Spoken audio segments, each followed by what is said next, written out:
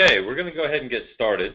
And we've had a few questions that have already come in for this session. For everyone who's on the line, please feel free to send your questions in. Just type them into the box, the questions box that's available, and we'll work through all the questions we can get through in the time we have. So the first question we had was, I'm interested in hearing about specific first and third party claims examples for architects and engineers. So John, did you want to jump in with that? Yeah, sure. We see a fair amount of architects and engineers not being huge companies, but having issues related to employee lost data or compromised data.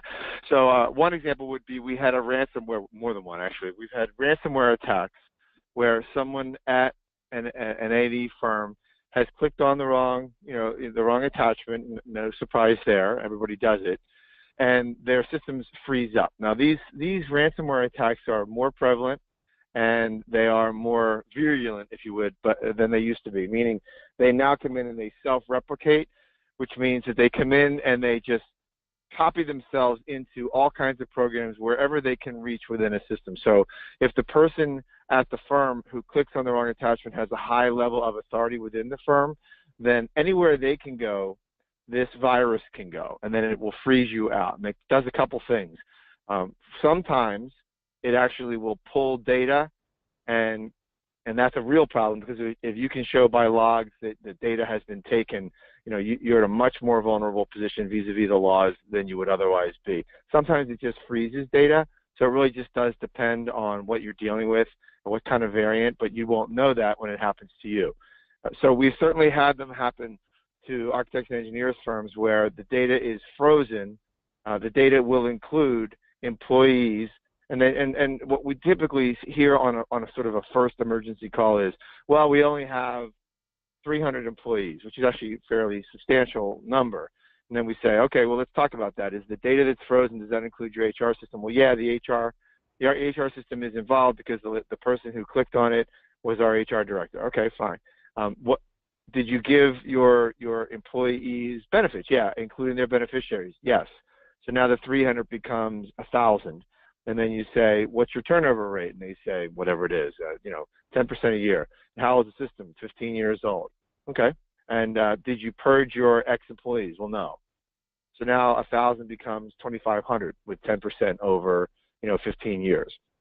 And that's just an example of the way numbers can jump up on you when you think you're walking around with 300 employees, figuring how bad can it be, and then you think in terms of HR and beneficiaries, and then ex-employees, and even prospective employees. You throw them in as well, and then you start to see where the numbers can creep up pretty quickly. So the first party piece of that is having the ability to call a breach firm like ours, having the ability to get that firm on the call, off hours, and then them bring in under a policy things like forensics, the ability to deal with a Bitcoin transaction if that's the way you go, the ability to determine, as now you're pretty much expected to by regulators, whether or not this data was taken, imaged, seen by a third party. Depending on what the forensics say, you may or may not have triggered legal duties under any number of contracts or statutes, but you won't know that until you get the forensics in there, and all of which is covered by policies. If in fact, let's just say that your logs are bad and you don't have the appropriate data set to prove that no data was seen, no data was taken, and no data was imaged, then you're going to end up having to do notice for all, in my hypothetical, 2,500 people, and then you have to, send out the letters, offer credit monitoring, all of that stuff, all of which is covered as well. So all of that is first party, if you will, including when you have to do notice. And again, if it's 2,500 people, chances are you're talking about, a dozen or more states, because even if a company just does business and just pick a state, pick a place, Harrisburg, Pennsylvania, middle of Pennsylvania, you'd think, wow, we really only have Pennsylvania state statutes to worry about. The reality is, when you have given benefits to beneficiaries, kids are off in college, living elsewhere, people move around, ex-employees move around, the chances of 2,500 people still being in Harrisburg, Pennsylvania, slim to none. So more likely that they're in 20 different states in this country, and that you've got to deal with all of those statutes. Part of that notice process is having to notice up a fair amount of regulators, because the laws say in about half the states, not only do you have to notice the individuals, but you have to notice the regulators in those states. Basically, you have to tell the teacher on yourself that you had this problem. And then they can decide, and this does lead to something, they can decide, are they going to investigate you or not? And that's where we see the third party come in. So the first party, there's the forensics, the Bitcoin transactions if needed, the rebuilding of the data sets and all of that from backup, if backup wasn't frozen, which we often see it frozen. The third party piece comes in when the regulators come and knocking. So we've always considered it, and some people differ on this, but we've always considered it to be a first party claim while we're going through that process of getting the client safe, determining if any duties have been triggered, then complying with those duties, including sending the letters out, sending credit monitoring out, having call center, all of that stuff, and telling the regulators, meaning under the statute you have to do that.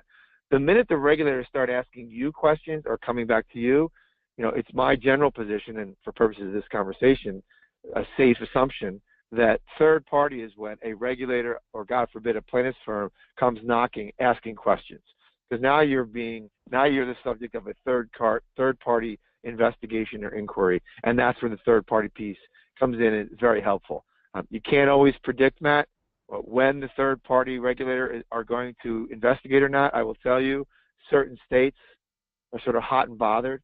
California, Indiana, like Massachusetts, Vermont, and Connecticut.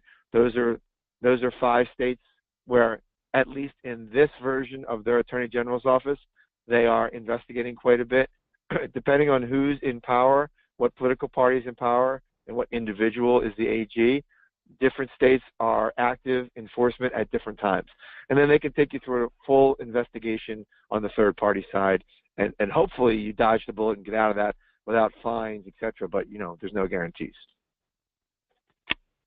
Yeah, John, and to put it in for those of you who are used to our vernacular, we utilize breach rectification for that first party aspect, where it's taking care of the aspects of dealing with the system, dealing with getting you back to normal, operations as normal, dealing with the reporting aspects. That's your breach rectification section. And then when we look at the breach liability, any liability that arises out of it with the regulators coming in. And I would say that when you add on to that question about what is the regulator going to step in? Are they not going to step in? What are the rules of the road? What are the written versus the unwritten rules of the road? The other aspect about that in the breach rectification aspect is having someone like John there as the person to guide you through, that breach coach to guide you through this process, guide your clients through that process. That's really what we see as such a major impact in this space. And when you look at, we like to look at the median numbers because of where we lie in the market with our product. And so when you look at the median numbers just on the breach rectification side, that first party side that John was going through all that detail on, that comes up on a median case basis to just about $30,000. So if you think about what he was talking about with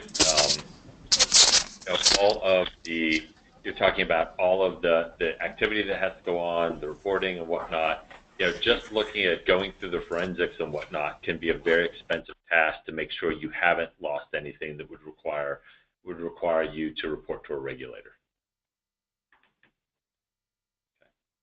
Yeah, and Matt, the forensic piece, just so you know, the forensic piece is going to be driven by the complexity of a system. So if a company has 15 computers, that's one thing. If a company has 125 plus servers plus devices, that's a different level of forensic inquiry, and it is necessary in many cases for the forensics to look in places that you don't think are impacted to make sure there's not a series of hidden bombs dropped by these viruses, which we do see. So that's where you can run up a pretty hefty charge on the forensic side. And John, on along these same lines, another one of the questions is, how do you know what are the rules of the road or what has to be done by state? How would an insured know? Well, the reality is they wouldn't. The reality is that's why you have the breach coach firms like ours, and there are others, but that's why we exist. The only thing our firm does is track those rules and deal with those regulators. So anybody who tries to wing it on their own, you're talking about 47 state laws plus contracts plus federal laws plus occasionally international law. And even if you were able to find every single current law, which almost no one would find quickly, there are rules that aren't even on the books, as you indicated earlier. For instance, Indiana doesn't have a time frame on when you should do notice. They just say within reasonable time frames. But if you go 31 days, they consider you in violation. Pennsylvania, the Attorney General doesn't require, under the statute, does not require notice. But if you don't notice the Attorney General in Pennsylvania, they get mad at you if they find out about it later and they can investigate. Connecticut asks for 1 year of credit monitoring in its statute. But if you know Connecticut and they see a notice go to their people with that 1 year, they will call you or write you and they will say, we want 2 years. So there are the rules that you need to stay up to date with. There are the unwritten rules. And then on top of all that, there's two other issues. One is, in the last year and a half alone, 15 states changed their laws. So, depending on what data set you're looking at, what old graph on the internet you find, there's a state law, some kind of spreadsheet, the chances are it's out of date because almost every month somebody changes a law. That's one. And then two is there's almost no case law. I mean, that's called common law, which means somebody goes to court and fights about it and the judge issues a decision on what this or that definition means. Because this law is so new, there's virtually none of that to look at and be guided by. Yeah, so it shows how complicated, how quickly it becomes very complicated. And unlike when we think about typical insurance, we think about the property, and you may have multiple locations across states, but you're not typically going to have an incident across state lines. Cyber suddenly becomes something that your attackers can be global. Your attackers may not be actual attackers. They may be automated through systems that are just searching through the net for vulnerabilities. And the opportunities for losses can end up going out across multiple jurisdictions. So it becomes very complicated fairly quickly just by the nature of the exposures. And one of the questions that came up along this line as well is, if it's a medical office, are patient records considered first or third party? Well, if it's a medical office, let's just say this, the risk goes significantly up. And why do I say that? There's a black market out there where the bad guys have figured out how to monetize data about individuals. So if I go on that black market, the dark web, so to speak, and want to buy your old American Express number, it's worth about 50 cents. And you go out and they buy those by the thousands. If I go out and find your medical record, it's worth about $50. So there's a reason for that. There's a lot more found in medical records in terms of data that can be used to create fraud, whether it's socials, because most times medical records do include things like social security numbers, whether it's blood type, and you can create a whole new profile for someone. People get treated in other parts of the world under insurances based on fraudulent medical ID, all kinds of crazy stuff going on. Very, very, very creative bad guys. So, John, you're breaking up a little bit on us. Get sued by a plaintiff's attorney. I mean, the average plaintiff's attorney wants to get paid fast. And what's sexier to go after for the local plaintiff guy if somebody in the local store loses 10,000 credit cards, or if somebody in the local medical community loses 1,500 medical records? 1,500 medical records can be turned into millions of dollars in revenue on the black market. So that's a situation where you have much higher third-party risk. And just to be clear, from my perspective, when I say third-party, that means a third party, not you and not us. They are coming after you, whether it's by lawsuit or by regulatory inquiry. So that's what third-party means. It means someone's coming after you either in a lawsuit or in a regulatory action or inquiry of some sort. The first party side to medical records, you in all likelihood are a HIPAA covered entity, which means you have federal law that you need to be aware of and complying with. And even if not perfect, you need to be able to show complying. You also are regulated by state. So when you're a HIPAA entity, you're not excluded from having to deal with all the state laws that are out there. You must comply with both, and that's a tricky part. Anthem had a massive breach a year or so ago. They had to deal with all the federal issues under HIPAA and all the state laws for all 50 states. So just keep that in mind. You're talking about medical records. So you need to be HIPAA compliant, and you need to have the right business associate agreements. You need to realize you're in all likelihood a covered entity and deal with all those HIPAA issues. So that is a much more fertile ground for enforcement. The other thing is, from an enforcement point of view, I was mentioning some states that get hot and bothered about who are most likely to investigate. By far, the most likely entity to investigate a data breach is the Office for Civil Rights for a HIPAA violation. Once you lose over 500 records, you are in their bullseye. They will investigate you almost certainly. And even if you lose less, there was an instance not just last year where a Philadelphia entity, and this seems extreme, but it is the case, lost an iPhone. And the iPhone had 462 healthcare records on its memory bank. And that company was fined by the feds $650,000. Now, that doesn't even count whatever else they have to do in terms of notice, investigation, forensics, etc. There was no proof that iPhone was ever found or misused or any of the data was ever taken. It was just lost. And it wasn't encrypted, and it wasn't protected, and it wasn't HIPAA compliant. And so the Office for Civil Rights under HIPAA came and investigated and hammered those guys. So you have a $650,000 fine, and you don't even have proof or really any honest allegations of fraud happening. It was lost.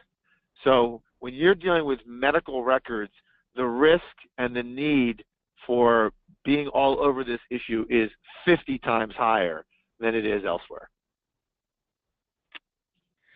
So John, you mentioned a couple of things in there that tie into a couple of the other questions that we've received.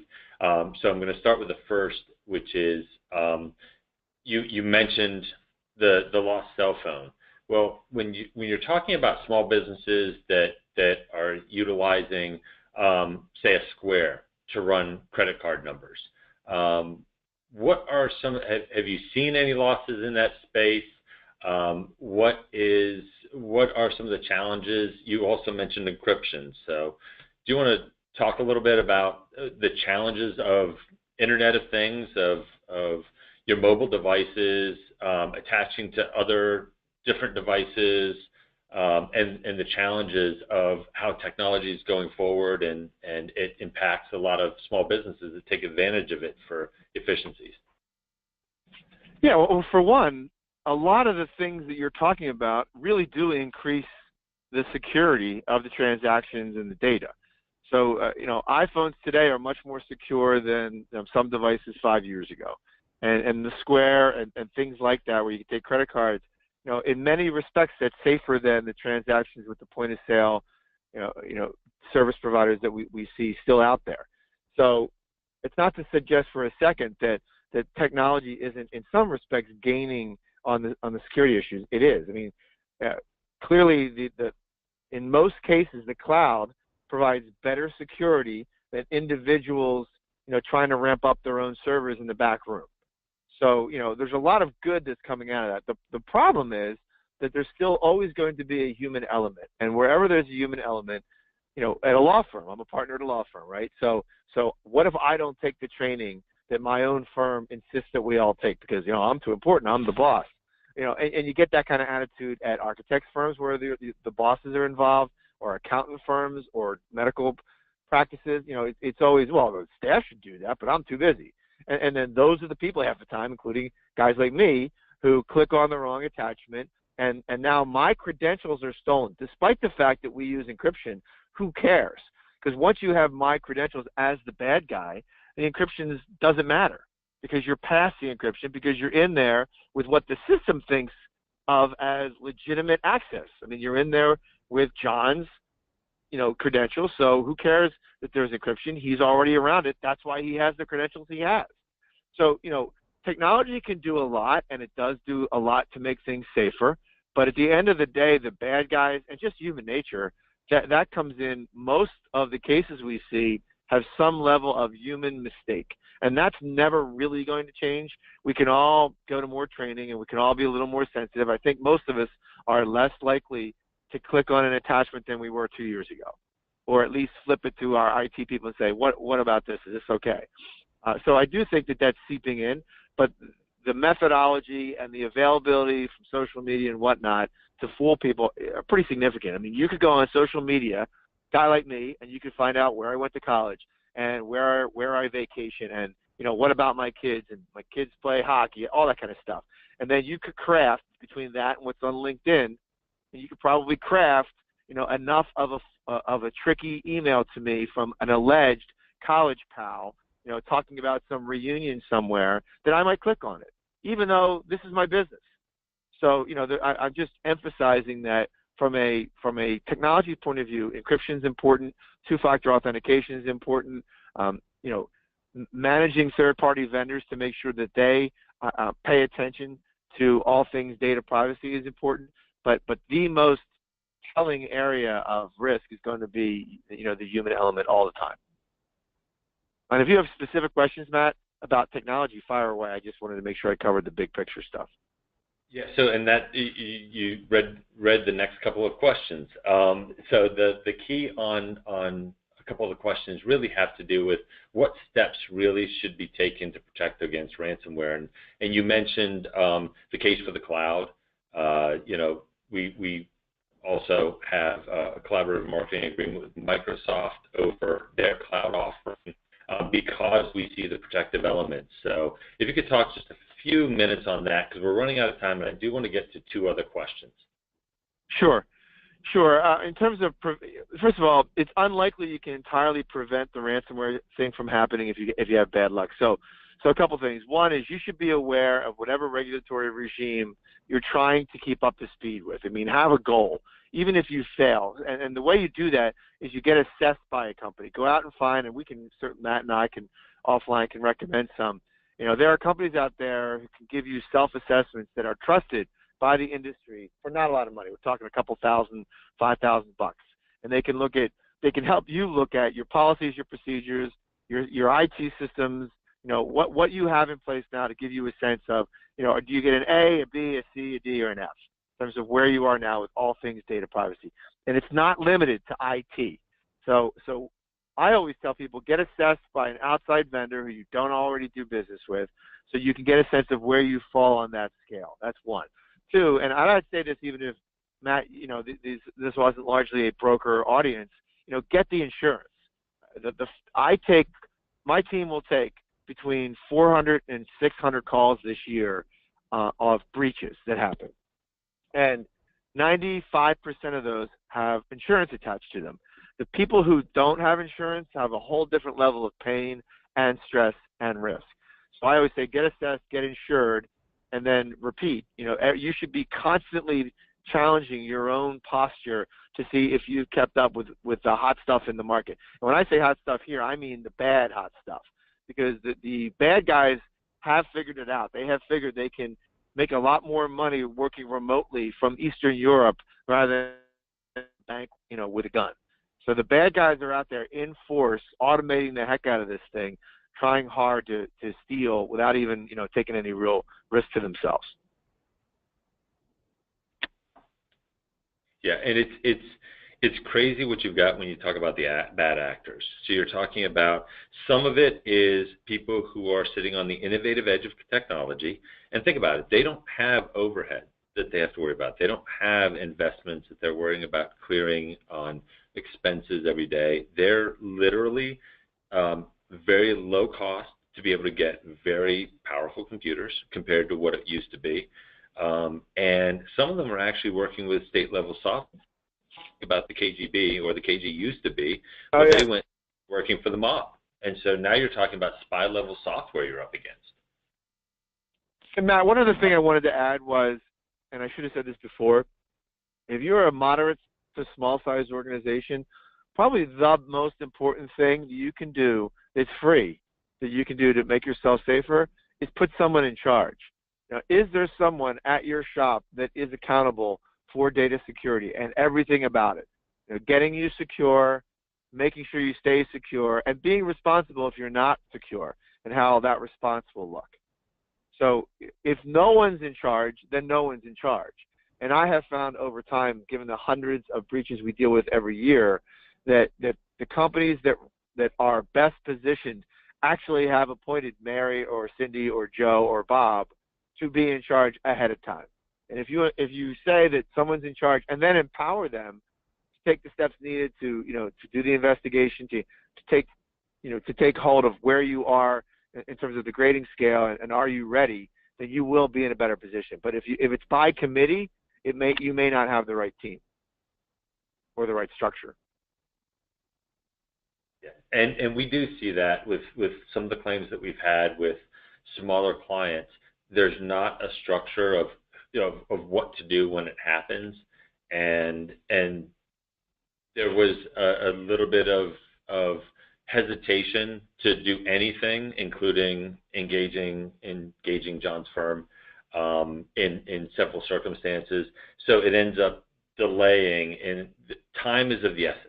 This is really an urgent situation, as John has mentioned before. You really need to get in and start finding out what's happening and whether or not any information is being stolen, being siphoned off, and quickly be able to respond, because the clock is ticking, and depending on how difficult it's going to be to find the information, it can take a while for forensics by the time they get started to really find that information. A lot of the things about the Internet of Things, and John, I don't know how your time looks. If we can run over for a little bit for anyone who can't. I'm fine. Great. I'm fine. We have a lot of questions still coming in. The Internet of Things and the attack that happened last week. Some of the questions are surrounding losing a laptop, losing a tablet, losing a phone. What are the steps for protection, but also what are the risks that we're staring at right now with the Internet of Things? Well, first of all, loss of any device requires under the law that you figure out what kind of data was on that device. So question one is usually, what kind of backup and how frequent of a backup do you have for that device? So if you lost a device today at lunch and it was backed up last night, you have a pretty good idea what's on it, and then you can make your decisions based on that. If you haven't had any kind of backup on it, well, then you've got a different problem. Many lost laptops, lost iPads, lost phones have resulted in notice to thousands, hundreds, and or thousands of folks. So you have to treat that like it's stolen, and the law and the regulators do not allow you to make assumptions in your own favor, like, oh, well, we lost it on vacation, in Florida. No one's going to care, so we don't have to worry about it. That's not the way they look at it. The way they look at it is any device that's been lost, especially without encryption on it, is presumed to be a breach. And I can give you chapter and verse, and I'm talking scores of cases where that's been the assumption. And if you have a decision as a company, you can bury it and pretend no one's going to know, and maybe you get away with it. But if it happens that the word gets out or that is found, that device, and exploited in some way, then the regulators really come at you hard. So if you're asking, what are you supposed to do under the law, the answer is you're supposed to treat it as though it's been stolen, determine what data was involved, and oftentimes you need forensics or really good backups for that. And then if you don't have a sense of what was on it because you haven't backed it up in 6 months, then the assumptions go against you. So you've got a lot of different issues when you have a laptop. What's on the short-term cache? What's on the hard drive? What about remote access? Because we've seen laptop cases where no one reports it for 6 months, and then the remote logs are erased, and you can't even tell if the laptop was used to remote access into the system because you erased your own logs because nobody reported in the first place. You can see how that can be a nightmare.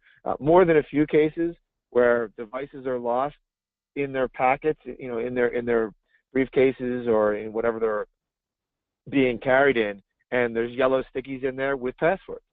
So what do you do about that? Now you've got a device lost not only what's on the device, but now you've got a password where remote access can be gained into a system. How quickly was that reported? How quickly was that remote access turned off, et cetera, et cetera.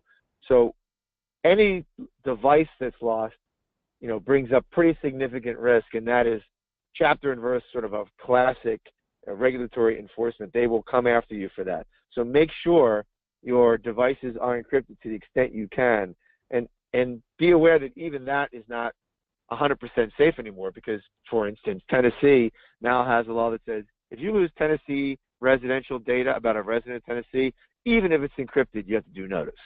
So the laws, as I said, continue to change and make it harder and harder to comply. And from an underwriting standpoint, we always like to if you have remote wipe software built onto those mobile devices, that's something that's beneficial to let the underwriters know, because when you look at the access points, and John mentioned this earlier, you get access through someone clicking on the wrong link. Now you've got credentials. Now it actually the bad actors are actually acting like they're credentialed in the system.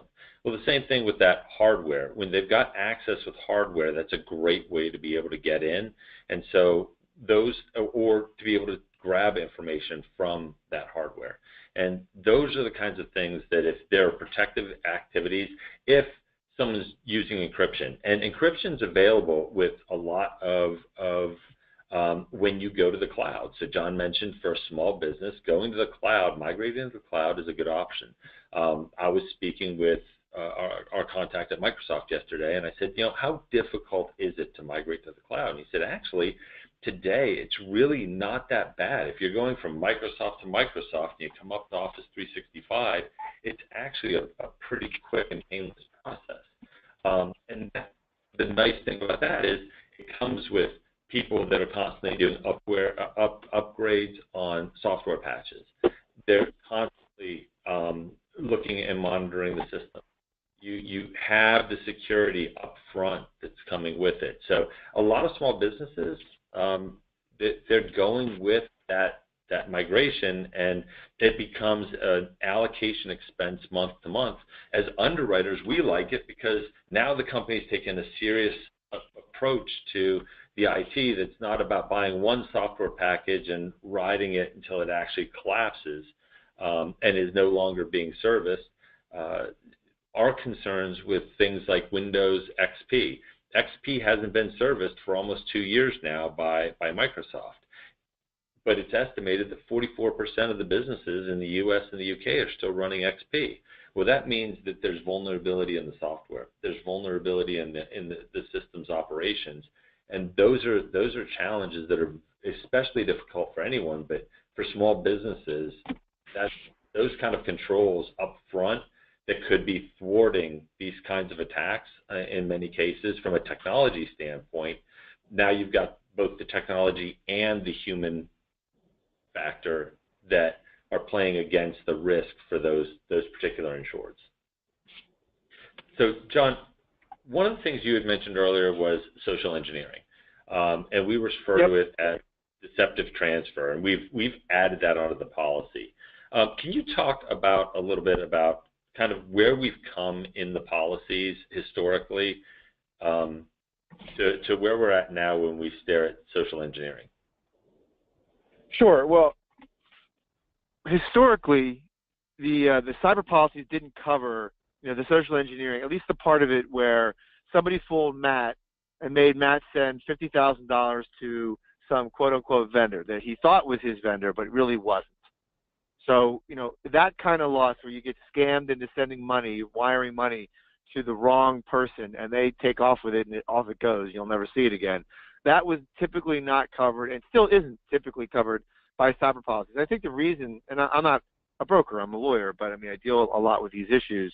The reason is because a lot of that coverage would have been available in some kind of fidelity or crime policy, and cyber policies were created to cover things that hadn't previously had coverage, right? So if there was a way to cover that kind of loss in the past in another policy, that's the way it would be covered.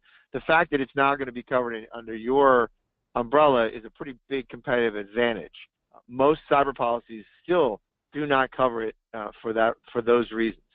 So a lot of people, I think, logically say, well, if I was scammed via my computer and sent and wired information via my computer, why wouldn't that be covered? Arguably, it should be. And now, if you're covering it, that's going to put you at a pretty significant advantage to the market. I'd say very few entities are doing that. So there's a lot of that. The other thing to think of is, and this is something we see, when one person, John, is scammed and is sending that 50 grand to somebody, that's one thing.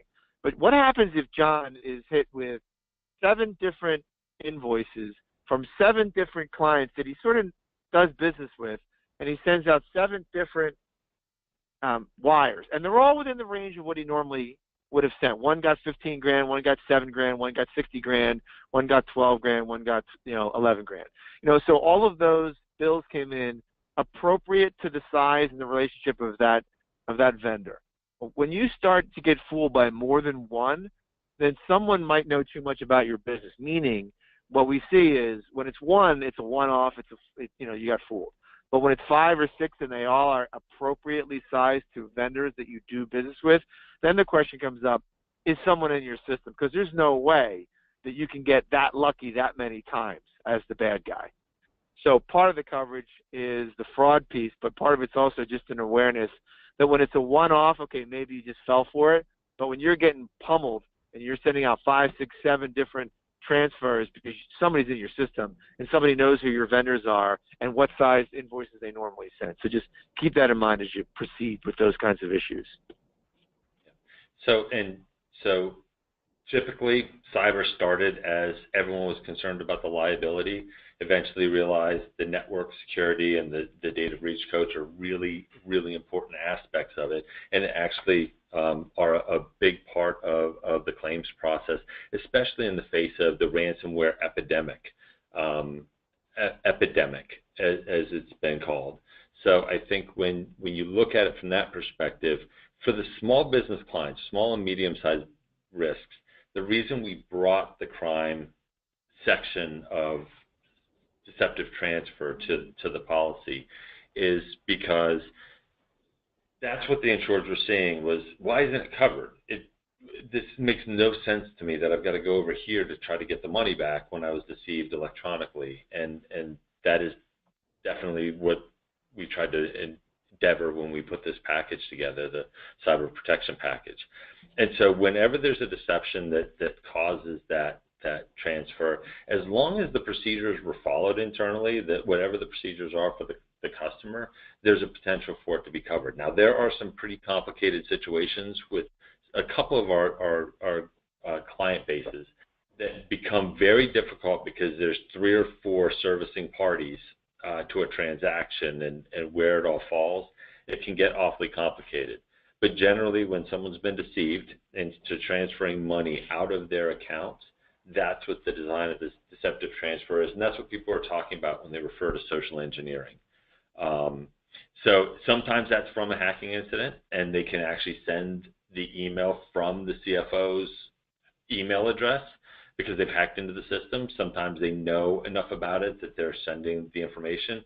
We've seen even more complicated ones where it actually shifts over to electronic funds transfer fraud coverage, where they know enough password work to work on changing things at the bank and get the bank to wire things away. So it can be pretty involved and pretty creative, like so many fraud scams, but it's the modern day confidence scam is what it comes down to.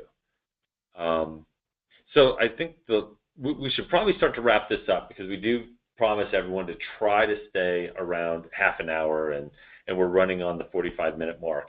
The last thing that was asked that I think is, and for those of you, if we didn't get to your question, we will definitely send out answers to the questions to the best of our ability after the call. So the last question was, how do you advise insureds and prospective clients on what limit to purchase, how much is enough? What are some guidelines they should consider in determining what limits they need, how much they need? So John, do you have any thoughts on that? Yeah, I mean, look, I'm the guy who gets involved hoping the limits are high, and the reason is because when I have clients coming to me, they've already got a problem. So the higher their limits, the better I feel for them because they have more resource available to them to fix whatever it is. So the flippant answer is how much can you afford? And I opened my own firm recently, and trust me, that was a question I had to answer, and went out and got the coverage. So, at the end of the day, more is better within reason. I would look at both the size of the company that you have, meaning revenue, but also the records that you retain, and as importantly, the records that you have access to. If for some reason you are tied into networks of other companies that have a lot of data, then that ups the risk that you have. So those are just some things to think about as you go through it. But I would argue anybody with employees has this risk, and so at some level of coverage is necessary for virtually everybody. Okay. So I mean, there have been rules of thumb. The challenge is that everything kind of changes over time. At one point, the rule of thumb was $260 per record, but now we don't even ask for records in what we're underwriting to, especially in our segment. So for the most part, we're not asking for records on our book of business on the cyber protection package. So then you start looking at, okay, well, what could possibly be an impact? Well, you do have the aspects of the electronic attack and the electronic penetration, but then a lot of people would say that cyber has been an unfortunate name for the coverage that's provided in today's marketplace, and that's because it's a privacy liability and network security product, because it's not just from a cyber loss. If the hotel desk clerk gives out personal information that's non-material, non-public information, it can cause a privacy loss, as in the case of the ESPN personality at, and I can't remember which hotel chain it was. When you have paper files that get thrown out by accident and someone finds them in a dumpster, or your dentist ends up sending a letter out saying, I regret to inform you that all of the storage facility where I kept all of my patient records was actually robbed and all of the patient records were lost. Or when you have a flood and all of those paper files get thrown out and someone decides to rummage through to find out if there's any good information in them. Those are also privacy incidents. So the question starts to become, over time, how much records do you have? Are they just personal and reportable records like we've talked about a lot today? Or what about confidential client information at a corporate level? So is it a law firm? Do they have privileged information? Is it someone who has plans, like an architecture firm? Is it plans for a merger and acquisition at another servicing firm that's part of that process? If you start going through some of these different things, they can have fairly meaningful impacts that can lead to liability over time, or at the least, reputation. And when we talk about the reputational damage, a lot of people don't think about how much we're connected, how much capability there is to lose what is our intellectual property that keeps us in business every day. And when you think about reputational damage, one of the statistics that's really stood out was 75% of small and mid-sized businesses believe they are not targets of cyber attacks, and therefore they don't have an exposure. But the scary flip side of that is 60% of those who do have a loss end up out of business 6 months later. So that really becomes the question of, what is the business worth? When just because someone has fire protective equipment such as sprinklers and fire extinguishers at the office in your building, you still buy property insurance. That's the question that the clients really need to ask for themselves. What really is the business worth, and how much reputational damage would it be if I have to try to figure something out on my own and I have to tell my customers, whether they're individual customers or they're corporate customers, I just lost their information. And that's where, when we look at this policy and what we've talked about historically since we started this policy marketing, is for the small and middle market client, this policy becomes a risk management tool. And that's why I asked John to be on the call today, because John shows you the knowledge that he has of claim after claim after claim being handled over the years of his practice. That's what you get when you buy a policy from a reputable carrier. So those are the things to contemplate when thinking about limits, when thinking about whether or not to buy. That would be my 2 cents. John, any parting thoughts from you? No, I just give anybody on this call credit for paying attention, because it amazes me how I'll be in front of audiences regularly of hundreds of people, even now, who it's the first time they've even thought about it. So it's a real risk. It's not going away. The laws are getting worse, and the regulations picking up. So, just kind of bear that in mind as you go forward. Well, thank you, everyone, for attending. I apologize we didn't get to everyone's questions, but hopefully we got to a lot of the heart of many of the questions. We tried to blend a lot of them together, and we'll get some other answers out for the questions we didn't get to. Thanks, everyone, and have a great afternoon.